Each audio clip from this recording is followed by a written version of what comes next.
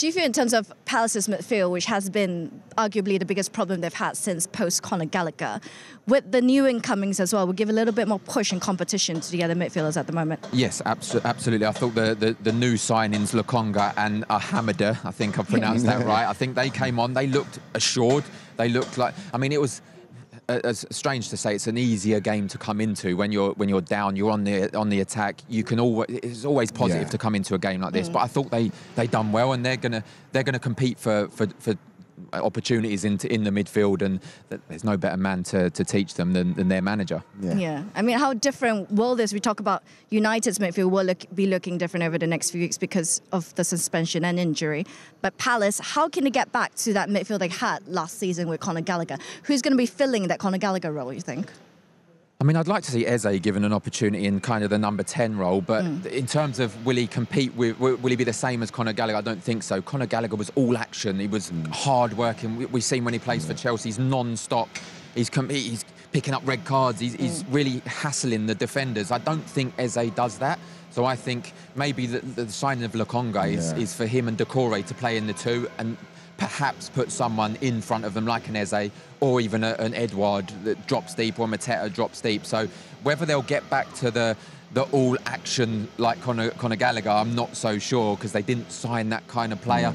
Like I said, Hamida looked really good when he came on, so he could be him, but he's still young, he's still raw, inexperienced. I'd like to see him given an opportunity, though. I mean, what's your assessment of Palace then this season? Because watching all the games this season, there seemed to be in between styles at the moment. Maybe it was a result of Conor Gallagher, as we said, or could be a result of the fact that they've had some wayward results. Yeah, I think Patrick's still trying to put his methods across, and I think... Last season was a lot clearer, though. It seemed to be a lot clearer, yeah. I think, you know, with Palace, it's frustrating and disappointing with Palace, and the supporters will say the same, that they always finish around 12th, 14th, 11th. They're not improving as such. Patrick come in, he's made a huge difference, but there's still kind of a few players from the Roy Hodgson era that kind of, not scared as such, but kind of they're used to not playing possession football, and they need to get on to, no, we are going to control games. Even the second half, they were controlling this game today, and they almost had a chance to get back into it. And just to touch on that as well, I think there's some young players out there, you know, and they miss Wilfried Zaha. And I think most games, you tell me more than not, most of these players probably look to Wilfried Zaha to be the driving force, you know, and he didn't have that today. So it'd be a great experience for him to come to Old Trafford without him and put on a decent performance in the second half. I think Patrick will look at the positives in this, in the ending of the game. Okay, they lost, but huge game next week. Their rivals, Brighton, at home. They need to dust themselves down. He needs to say, look, the last half an hour, we really took it to Manchester United, who are in probably the best form in the league at the moment. So take that forward and need to turn some draws into victories. I think he has a point. They do look at Wilfried Zaha a lot, but are they still as reliant than they were in past years? I think in terms of reliant, yeah, I do. I think so. He scores a lot of their goals. He's their talisman. And I think I've watched a lot of games sometimes where, I mean, a forward-thinking player will get the ball, and we're all thinking, shoot, but they wait for Wilf to come running down the outside to pass it. I think that's got to change. The mentality's got to change. That's not Wilf's fault. That's not the player's fault. He's such a top player, and he always has been for Crystal Palace. There's a lot of reliance, but as Danny said, the younger players are coming through, Eze, Elise, and they're trying to take that mantle off him, and that's what their mentality has to be. They want to be the best player at Crystal Palace, and they're heading towards that.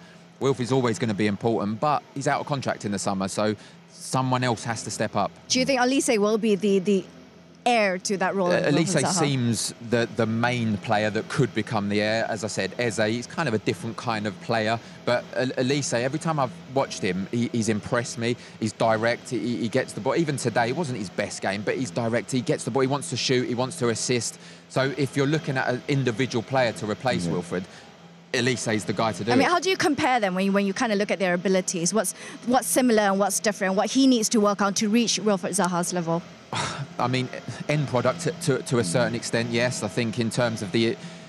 Wilf started off not being able to, not scoring enough goals, not assisting. I remember speaking to him a while back, and he said, no, I'm the main man. I will take penalties, I will take free kicks, you know, and I think Elise needs to do that a little bit more. Not rely on Wilf, not rely on Eze or people like that. Take the game by the scruff of the neck and say, I'm the main man at Crystal Palace.